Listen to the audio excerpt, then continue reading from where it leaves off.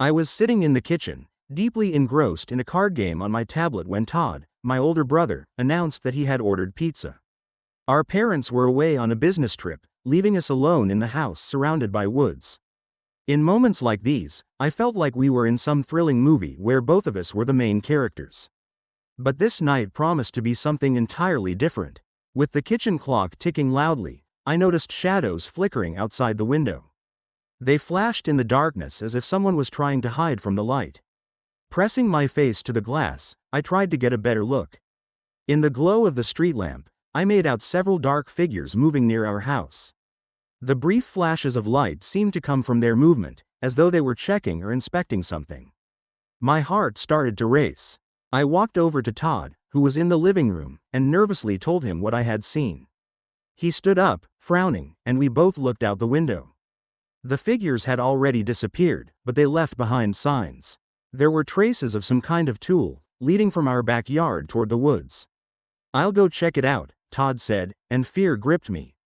He grabbed a flashlight and cautiously stepped outside. I clenched my hands and watched through the window, straining to see anything. Every rustle in the dark seemed loud, every moving leaf suspicious. Todd returned a few minutes later, his face tense. "I didn't find anything," he said, but his voice betrayed the concern he was trying to mask. "But those tracks, they lead into the woods. We need to tell Mom and Dad, and maybe call the police when they get back." I nodded, unable to tear my eyes away from the spot where the strangers had vanished. Inside, I was bubbling with fear and anticipation. This wasn't just a tense moment, it was a real threat. I knew this night would be remembered for a long time, and I couldn't shake the feeling that we had just become part of something far more terrifying than a simple night exploration. The morning started like any other, but something felt off. I woke up with a lingering sense of unease that had stayed with me since that night. Todd was already in the kitchen making breakfast when I came downstairs. Suddenly, I noticed a strange package lying at our door. It was a simple brown envelope with no labels or any indication of a sender. My heart started to race. "Todd, look at this," I said, pointing at the package. My voice trembled with excitement and fear. Frowning, Todd walked over to the door, picked up the package, and examined it carefully. There were indeed no labels or signs of who might have sent it. He cautiously opened the envelope, and inside we found a rolled-up note and several photographs. I took the note and, with slightly shaking hands, unrolled it. The letter was written in illegible handwriting on yellowed paper. It contained strange and eerie phrases that I couldn't fully make out, but the overall tone was unsettling. I caught glimpses of words hinting at some impending event, something terrible that was supposed to happen. The photos inside the package terrified me even more. One showed our house, but with strange symbols drawn on the walls and windows, symbols we had never seen before. Other photos showed these same symbols in various locations around our neighborhood, and their meaning was completely unclear to us. They looked ancient and mystical, radiating a creepy aura. I handed everything over to Todd, who examined them closely. His face grew tense as he tried to hide his growing concern. "This has to be some kind of prank or something. But either way, we should show this to the police. It doesn't look like just a random joke." Todd was right. I felt this was more than just a game or a prank. My anxiety grew, and I couldn't shake the feeling that someone was really watching us, and that we might be the target of something much more serious. We decided to report the package to the police immediately and hand over everything we had found, hoping they could unravel the mystery and protect us from any potential threat. The week flew by in anxious anticipation. Each day brought new and troubling surprises, and I sank deeper into a state of constant fear. The first incident happened on Monday morning. I went out to the yard to play with my favorite toys, but I found that nearly all of them had been broken. The dolls were torn apart, the toy cars were smashed, and one of my action figures was shattered into pieces. I tried not to panic, thinking it was just a random prank. But the feeling of unease wouldn't leave me. The next day, I found several strange items in the mailbox. Among the usual mail was a plastic bag filled with unfamiliar small objects, scraps of fabric, tiny toys, and random parts. It all looked like someone had just grabbed a bunch of random items and tossed them into our mailbox. It was so bizarre, I didn't know what to make of it. The third incident occurred on Wednesday evening. I was sitting in my room when I heard a rustling sound outside the window. At first, I thought it was the wind or maybe a neighbor, but the rustling didn't stop. I went to the window, looked outside, but saw nothing. Still, the eerie feeling that someone was out there wouldn't go away. Todd started to worry. He checked all the locks and windows, looked around the house, but found nothing unusual. His calm and confident demeanor began to crack under the weight of the growing anxiety. Every evening, as darkness fell, both Todd and I felt more and more out of place. One night, as Todd was inspecting the yard with a flashlight, I heard his voice, filled with alarm. He had found tracks in the ground, strange, unclear footprints that didn't belong to any animal we knew. The tracks led toward our house, then vanished again, as if someone had just disappeared into thin air near the property. All these events started to form a pattern that was hard to ignore. Todd and I felt that someone was clearly watching us, perhaps preparing something sinister. We tried to stick together and remain calm, but fear had gripped us, and each night felt like a long, grueling test. We knew that we might be the targets of something far more dangerous than we could imagine, and no one knew what was coming next. One day after school, I decided to spend some time in the attic, which we used to store old things and items we no longer needed. As I carefully sifted through boxes, hoping to find something useful, I noticed a strange object hidden behind old books and boxes. It was an intricately carved wooden box with patterns that seemed oddly familiar. Trembling with excitement, I carefully opened the box. Inside were several ancient books and a bundle of yellowed papers, among which one stood out, wrapped in a delicate cloth. I unwrapped the cloth and found a letter written on old, almost worn parchment. The letter looked like part of an ancient cipher. Its text was filled with mysterious symbols and tiny notes that I couldn't decipher. As I examined the letter closely, I noticed a key phrase highlighted in bold ink: "Find the key to the secret, and you will understand what this house hides." My fear and anxiety only deepened. This letter contained a warning, implying that someone was searching for a key to the secret related to our house. Not knowing what to do with this revelation, I realized that we needed to figure out what this key was and why it was important. I ran to the kitchen, where Todd was busy with his usual tasks, and handed him the letter. His face went pale as he started to read. "This isn't a joke, Jade.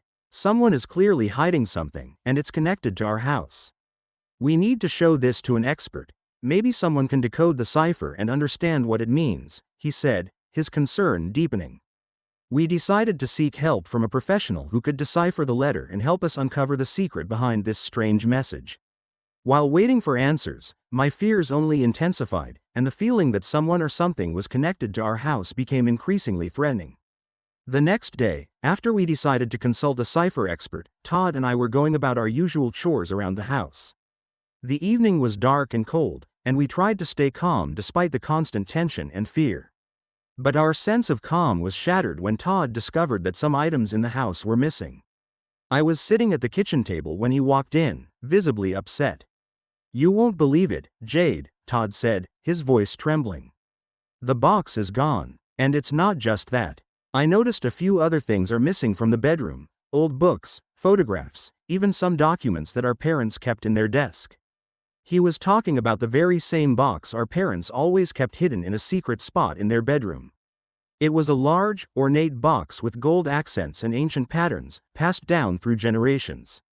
One of our most valuable family heirlooms, it had never been moved from its place. Could this be connected to those strange incidents? I asked, feeling a cold shiver of fear in my chest. The letter, the mysterious people, all of it, could something about the box be important? Todd nodded. "Maybe. We need to figure out what's missing and why these specific items. I'll check for any clues. Maybe we can understand why they took these things and what it could mean." We began to search the house, inspecting every corner and every drawer. Todd found a few clues that seemed suspicious: small traces of dirt leading to the window and faint marks suggesting someone had been inside. But there was nothing concrete that could help us recover the missing items. Our next step was to make a list of the missing things and try to piece together where they could have been used or how they might be connected to the mysterious events. Soon, we also decided to reach out to a detective or an expert in theft investigations to get professional help in tracking down our lost valuables. That evening, after we finished our search, I sat in the quiet, feeling overwhelmed by fear and anxiety. It seemed like the threat was becoming more real, while the answers were slipping further from our grasp. The letters and symbols I had found weren't just strange, they were incomprehensibly complex, and each new element only heightened the sense of mystery and danger. I knew that if we wanted to understand what was happening, we had to crack this cipher. And for that, I needed help. That Friday after school, I went to see my history teacher, Mr. James Barker, known for his vast knowledge of ancient civilizations and historical artifacts. I explained to him that I had found some old notes and symbols that I believed might be connected to the strange occurrences in our house. He agreed to help and asked me to bring everything I had. When I brought the items to his office, I was filled with both hope and anxiety. Mr. Barker was a middle-aged man with a sharp gaze and a kind, though tired, expression. He carefully examined everything, the notes, the photographs with symbols, and the strange markings written on the old paper. "Jade, these symbols do have historical significance," he said, running his finger along one of the notes. "They resemble ancient signs used in various cultures to represent secrets and protection. Interestingly, many of them are used in the context of hidden treasures or lost artifacts." Mr. Barker began systematically decoding the symbols, comparing them with various historical sources. We sat in his office for hours, and I watched closely as he worked. Slowly, he began to unravel parts of the cipher. "Look," he said, pointing to one of the notes. "What I've found here, the symbols on this note speak of caches waiting for those who dare to seek. This suggests that somewhere there are hidden valuables or important items. It seems that this message is leading to something significant, possibly connected to your house." My heart raced as I realized we were on the path to uncovering something big. But the further we went, the clearer it became that we still had a lot of work ahead of us. Mr. Barker gave me some recommendations, explaining that we should look for mentions of hidden caches and treasures that might be tied to the history of our area. "We'll need to spend some time studying local archives and old maps," he added. "It's also worth checking if there are any historical mentions of your house or its surroundings. There could be a key to the mystery there." I went home with a renewed sense of purpose. What had initially seemed like a random set of strange symbols was now part of something larger and more meaningful. Hoping we were close to solving the puzzle, I began gathering all the necessary materials and preparing for the next phase of our investigation. With each passing day, the sense of danger in our home became more and more real.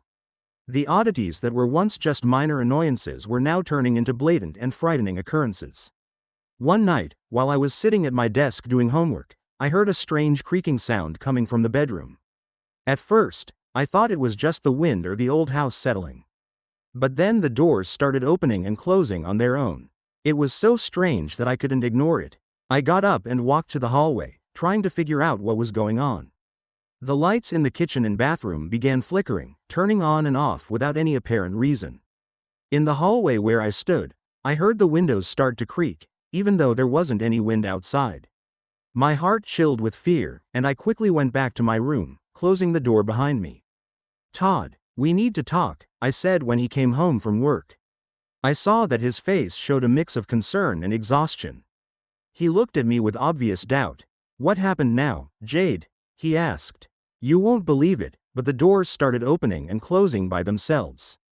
The lights flickered as if someone was controlling them.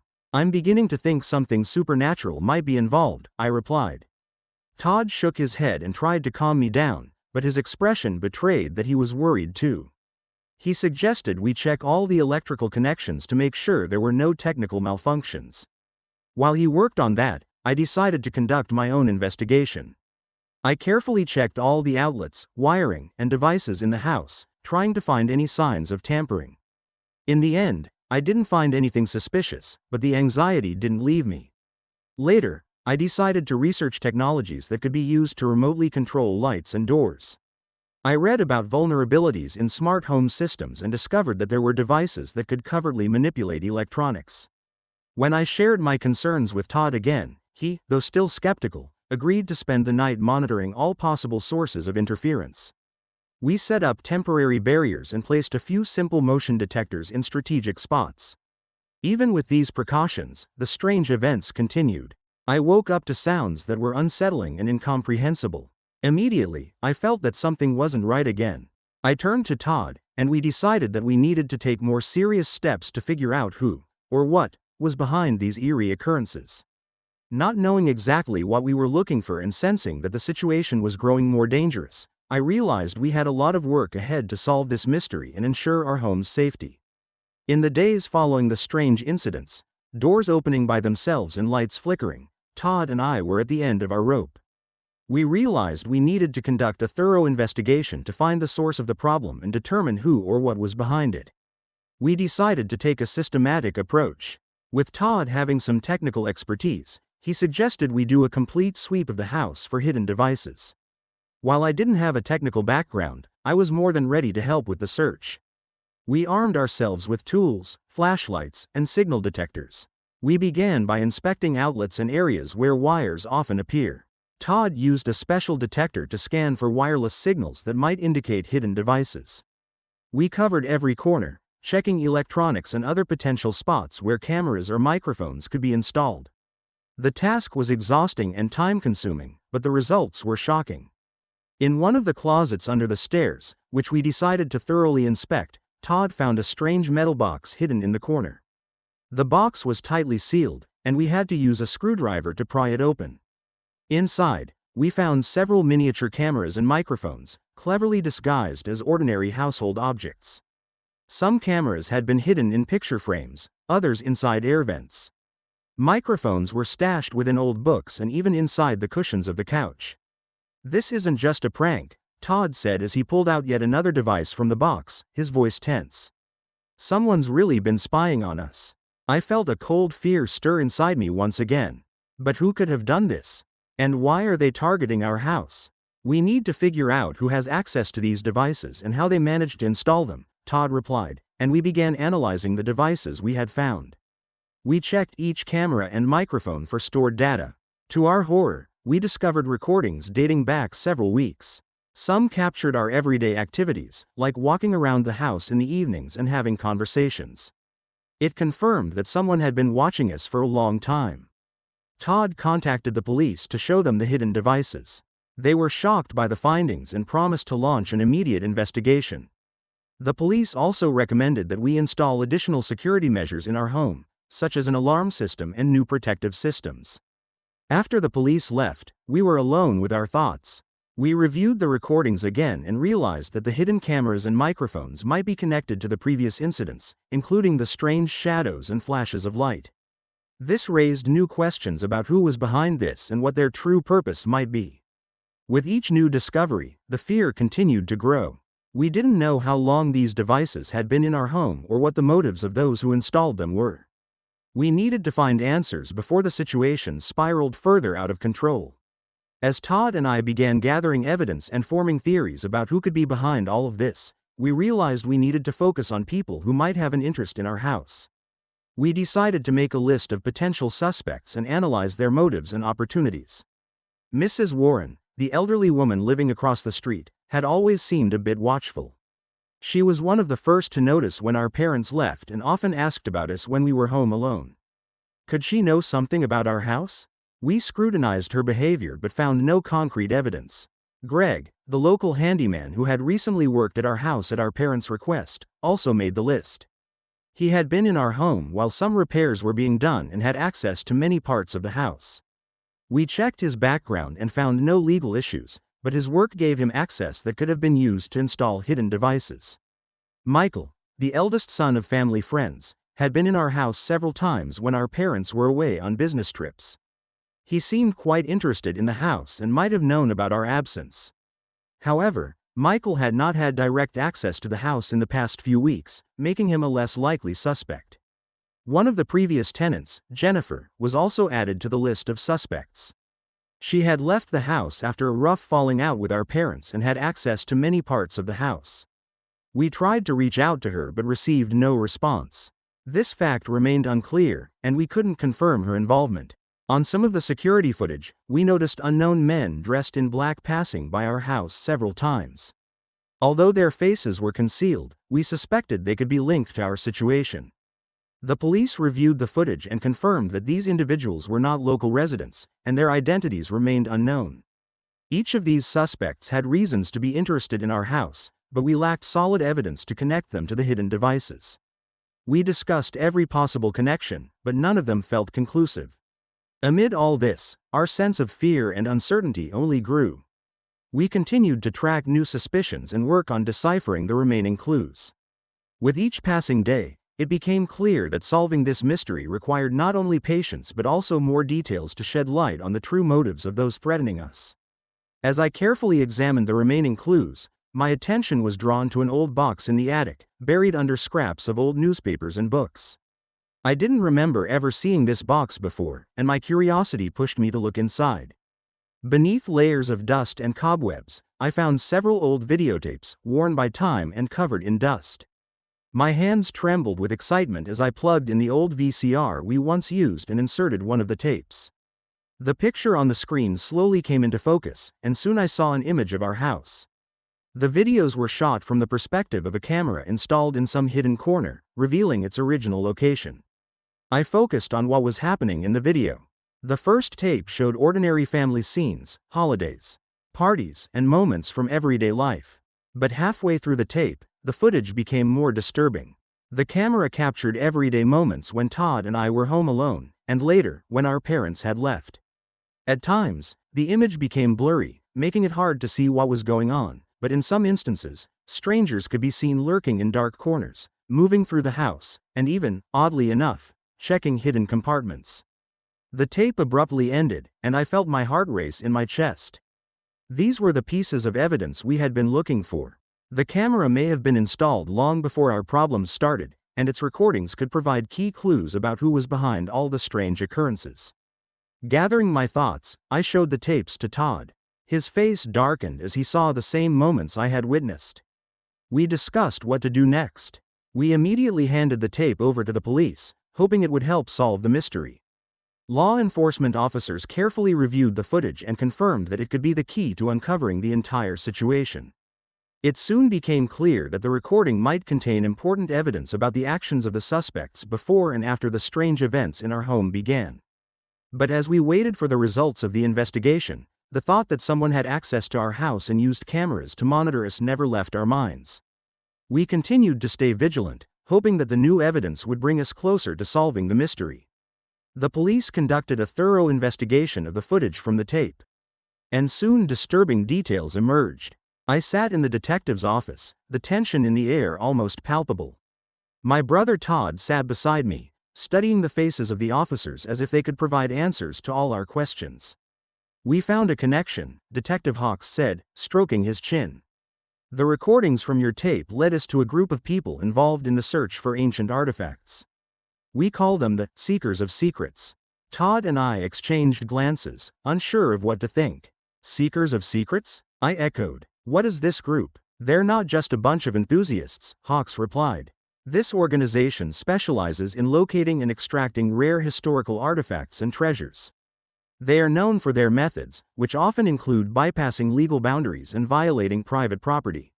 He spread out maps and photographs in front of us, highlighting areas associated with the group. It turned out our house was not a random choice for their investigations. The group had been meticulously studying the area, conducting surveillance, and gathering information about hidden objects that could be buried in ancient structures or in the ground. "We discovered they were using your home as a base for their research," Hawks continued. "They apparently suspected that there might be some ancient artifact or treasure in your house. That's why they set up hidden cameras and microphones to monitor your every move." I felt a chill run down my spine. We were merely pawns in their search. Tools for achieving their goal. My home, which I had always considered a safe place, had become the center of something much darker and more mysterious. "We have received several testimonies indicating that the group was trying to find evidence to support their theories," the detective added. "Your antique box and the symbols you found may hold the keys to what they were searching for." Todd grabbed my hand, trying to calm me. "What now?" he asked, his voice trembling with anxiety. "We'll continue the investigation," Hawks replied. "Our task now is to find members of this group and determine what they plan to do with the artifacts they were seeking. We've already started tracking their connections to other similar cases and are planning to apprehend them." After meeting with the detective, we returned home, but fear and anxiety clung to us. We now understood that our house was not merely a target for strange events but part of a much more complex and dangerous scheme. We needed to be cautious. For hidden behind these secret conspiracies was a threat we were only beginning to comprehend. The dawn was just beginning to paint the sky in shades of pink as we stepped back into the house. This day promised to be pivotal, and I felt a mix of fear and hope building inside me. My brother Todd and I met again with Detective Hawks and the team. We were preparing to discover something truly significant this time. The police had conducted a detailed analysis of the antique box we had found among the stolen items. A local historian confirmed that it was not just an antique but an item of historical value that might conceal the key to more serious documents. "We have the lab results," Detective Hawks said, opening a folder on the table. "According to recent findings, the box is not just an empty container. It contains a mechanism that can open a hidden compartment." I peered at the box in Hawks's hands. There was nothing remarkable about its decoration or appearance, just an ordinary antique. However, thanks to the efforts of the police and historians, it turned out that a miniature lock was hidden inside. "So, what's inside?" I asked, my voice trembling with excitement. "We discovered a hidden compartment," Hawks replied, pointing to a large suitcase on the table filled with neatly packed documents. Using the box, we were able to open a vault that contained old papers and documents related to the history of the area. The team opened the suitcase, revealing ancient scrolls and documents that were worn with age but still preserved their details. These papers contained information about the early settlers, landowners, and significant events that had occurred in the area. But most importantly, among the documents were blueprints and records indicating a large hidden vault located beneath an old building near our neighborhood. Hawks carefully examined one of the blueprints. This document shows that another vault containing unique historical materials was hidden beneath the building. "This explains why the group was so interested in your box. They were looking for a way to access this vault and obtain valuable historical documents." Quote. "And what's next?" Todd asked, nervously tapping his fingers on the table. "We plan to conduct further investigations in the area of the old building," Hawks replied. "Our archaeology and history specialists will work on how to access this vault. We will also enhance security to prevent any further attempts by the group to gain access to these documents." Relief and anxiety flooded me at once. We had uncovered part of the mystery, but now we faced a new challenge, understanding what lay within this hidden vault and how it might affect us. As the police team worked on the next steps, Todd and I remained at home, reflecting on how much had changed. The secrets of the past not only touched our lives but also revealed deeper layers of history waiting to be unraveled. These days were filled with tension and anxiety. The police were making progress in the search for the hidden vault, but so far there had been no breakthroughs. Todd and I spent endless hours poring over documents, trying to decipher their significance. One evening, as we returned home from a visit to the archives, we were met with an unexpected and unsettling encounter. I entered the house first, and my eyes immediately caught something amiss. A gray van was parked in front of our door, one we had seen before. A sense of dread settled in my chest, and I called out for Todd. But he was already approaching, fumbling with the keys to the house. "Do you recognize that van?" Todd asked, his voice tense. I nodded. "Yeah, it's the same one that was outside our place a couple of days ago. We need to be careful." Just as we opened the door, 3 figures in black cloaks and hoods jumped out of the van and surrounded us. I felt my fear rising, but I tried to stay composed. "Jade, Todd," one of them said, his voice low and gravelly. "You've found what we need. We need you to hand over all the documents you've collected." "Who are you?" Todd asked, trying to sound brave. "We're the ones who will ensure your silence," replied another, pulling a folder from his pocket. "If you don't give us the documents, we'll reveal all the secrets about your family. We know a lot of things that you might not want to hear." Todd and I exchanged glances, realizing the situation was turning dangerous. They weren't just making threats, they were ready to act. "What do you mean?" Todd asked, struggling to keep his voice steady. "We know about your parents," said the third person. "About how they spent their money and how that might be linked to some dealings you'd be better off not knowing about. Those documents you found matter. And it's best if you don't get involved." I felt fear wash over me. "But those documents are important for history. Not our concern," said the first figure. "Please think about this before you do something foolish." After that, they quickly got back into the van and drove away, leaving us in shock. "This is dangerous," Todd said, shutting the door and leaning against the wall. We need to get this to the police as soon as possible. We can't let them intimidate us. I nodded, and we immediately headed to the station. On the way, Todd tried to figure out what to do next. We crossed the threshold of the station, and Detective Hawks and his team were already waiting for us. "Detective, we have a problem," Todd said. "These people are threatening us and trying to take the documents. We have to do something." Hawks took our information seriously and moved into action. "We will ensure your safety and try to identify these individuals. This case is much more serious than we thought." As we returned home, I felt fear and anxiety slowly transform into determination. We couldn't let these people control our lives and actions. Now we faced the task of not only uncovering the mysteries but also protecting our family from the real threat that loomed over us. Several days had passed since Todd and I confronted the threatening group. During those days, tension had risen, and every rustle, every shadow felt like a harbinger of new troubles. Yet, we managed to remain calm, and the police finally began taking active measures. Detective Hawks kept us informed of all developments. He explained that after our visit to the station and providing the recordings from the videotape, the police became more assertive in investigating this group. Arrests and revelations unfolded rapidly, and it all began to feel real. One evening, Detective Hawks came to our home. His expression was serious, but his eyes shone with determination. He told us that the police had tracked the group to their secret warehouse located outside the city. "We conducted a search and found a lot of incriminating materials," he began. "Our suspicions were correct. These individuals are indeed part of an organization specializing in the search and sale of ancient artifacts. They used your home as their latest base of operations." I felt my heart race. Todd placed a hand on my shoulder, and we both listened intently. "And what about them?" Todd asked, unable to hide his anxiety. "What's happening with these people?" "They've been arrested," Hawks replied. "We detained all the main members of the group. Their motives were linked not only to theft but also to more complex schemes of manipulation and intimidation. They used you and your family as part of their plan." He showed us several photographs taken during the search. They depicted items found in the warehouse, ancient scrolls, maps, and other artifacts that turned out to be of interest to the group. One of the documents contained a plan of our neighborhood, with markings indicating that our house was at the center of their operations. "They thought you had more evidence that could help them in their search," Hawks continued. "Additionally, we discovered that they had connections with several known collectors and researchers who might also be involved." We exchanged glances. Fear still lingered in our minds, but there was also a sense of relief. These people could no longer threaten us or use our home. "What now?" I asked, still processing everything. "Now," Hawks said, "we will continue the investigation and work to ensure your safety and restore normalcy to your lives. We'll also keep an eye on anyone who might be connected to this group."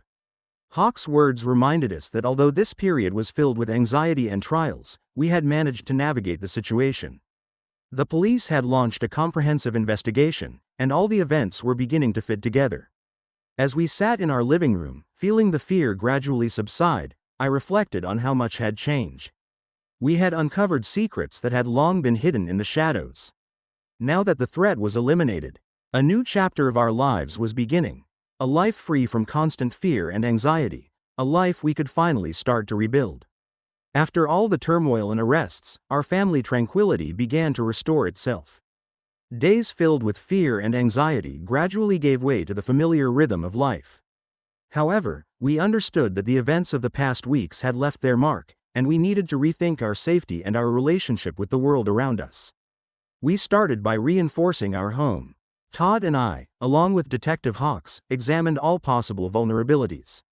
We installed new locks, replaced old windows with more secure ones, and reinforced the doors. Every morning, I checked that all the alarm systems and cameras were functioning properly. Although the fear was gradually fading, I knew it was important to remain vigilant. Todd returned to his normal life and began preparing for his final exams again. I, on my part, went back to school, and while it was difficult to forget what we had experienced, I tried not to show my fears to my friends and classmates. We made an effort to be as normal as possible to re-establish our world. Our parents returned home, and their joy at reuniting with us was indescribable. They were shocked by what we had gone through but were proud of how we handled the situation.